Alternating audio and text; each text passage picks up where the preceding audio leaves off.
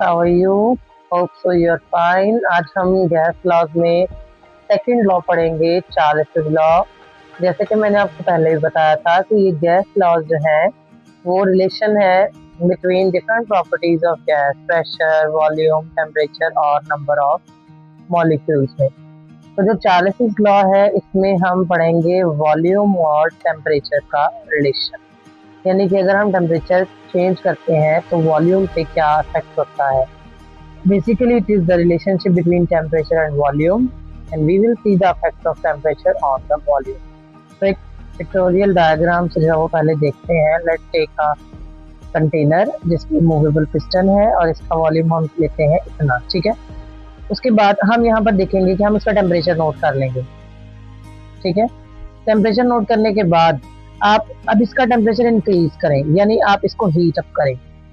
जैसे ही आप इसे हीट अप करेंगे, ऑब्वियसली हमें पता है कि गैस मॉलिक्यूल की काइनेटिक एनर्जी बढ़ेगी और ये गैस मॉलिक्यूल ज्यादा तेजी से कोलाइड करेंगे with each other and with the wall of container, ठीक है। जब ये ज्यादा तेजी से मूव करेंगे तो जो मॉलिक्यूल यहाँ ऊपर की तरफ मूव कर रहे हैं ये इस पिस्टन को यहाँ से मूव करा के ऊपर पुश करेंगे और ये पिस्टन ऑटोमेटिकली क्या होगा, ऊपर की तरफ आ जाएगा इस तरह से। अब आप खुद ही देखें कि एक कंसिडरेबल चेंज आ रहा है जब भी हम टेम्परेचर चेंज करेंगे। तो दैट मीन टेम्परेचर इंक्रीज किया तो पिस्टन ऊपर की तरफ मूव किया और वॉल्यूम ऑटोमेटिकली क्या हो गया, इंक्रीज, ठीक है। पहले से वॉल्यूम जो है वो अब इंक्रीज हो गया। दैट मीन कि जब हम टेम्परेचर को इंक्रीज करते हैं तो वॉल्यूम भी इंक्रीज होता है।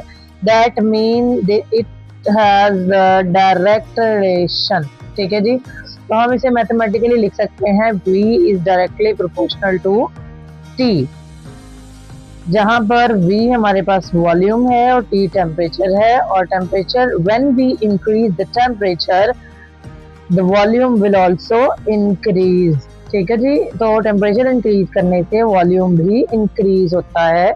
अगर हम प्रोपोर्शनलिटी साइन अगेन खत्म करते हैं तो हमें पता है कि हम यहाँ पर लगाते हैं कोई कांस्टेंट इक्वल के साथ, then it will become V is equal to KT। और अगर हम कांस्टेंट को सेपरेट कर लेते हैं तो T उधर जाके हो जाएगा जी V ओवर T। तो ये हमारे पास कांस्टेंट की वैल्यू आ गई फॉर द चार्ल्स लॉ। अब इसमें पॉइंट्स टू रिमेंबर क्या है जी, it is relation between temperature and volume.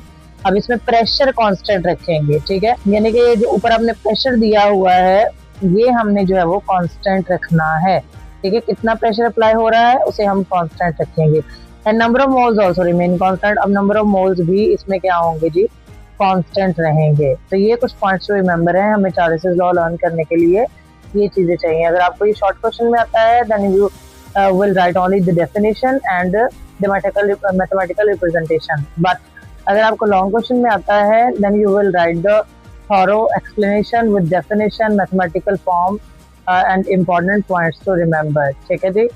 So hope so कि आपको ये टॉपिक क्लियरली समझ आ गया होगा। अगर आपको किसी भी चीज में इशू हो देन आप मुझे कमेंट करके पूछ सकते हैं। I will answer as soon as possible. Thank you. Take care.